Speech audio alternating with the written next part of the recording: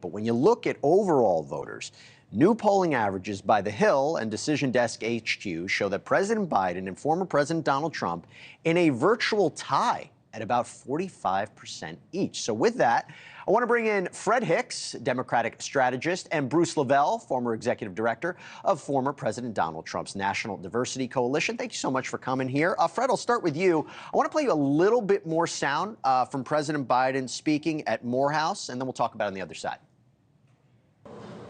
Instead of a trail of broken promises, we're investing more money than ever in black families and black communities. We're reconnecting black neighborhoods cut off by old highways and decades of disinvestment when no one cared about the community. We've delivered checks in pockets to reduce black child poverty, the lowest rate in history. So, Fred, what do you think? How do you do?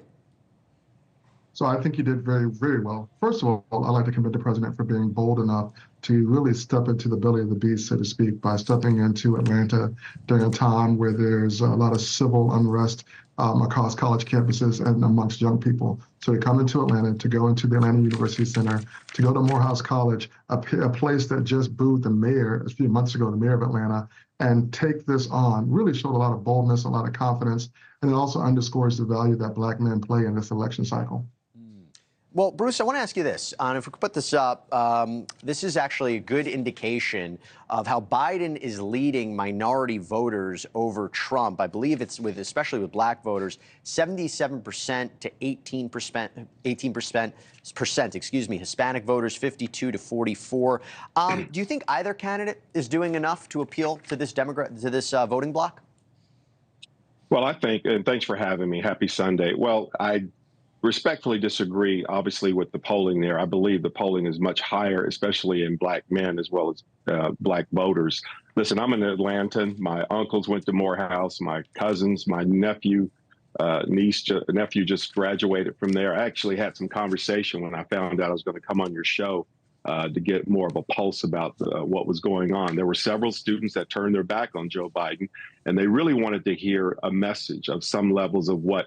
And I say this, and I hope the Morehouse president or some of their faculty are watching this show and invite President Trump out there and let us have a dialogue with the students and see what we have to say. But we know that the faculty historically, as well as some of their donors and special interests, do not like our message to come out on that campus, let alone some of the other HBCUs. And I think that the time has come to where that's breaking. And I know that the Democrats have controlled black votes for generations, but you look around, look at Dallas. There's a mayor who was a Democrat that flipped to be a Republican. You look at Mayor Adams, what he's going through. He's being overrun by illegal immigration, and Black America, as well as in Chicago, are watching the onslaught of illegal immigration in Chicago schools taking their turn in their place. So black Americans are waking up to this. Joe knows he's in trouble, and he knows he's got to go out there and make the sale. But instead of trying to do a campaign, talk about when you graduate to build your own generational wealth in black culture, which is what the Trump administration does. This is what you're looking at here in Atlanta,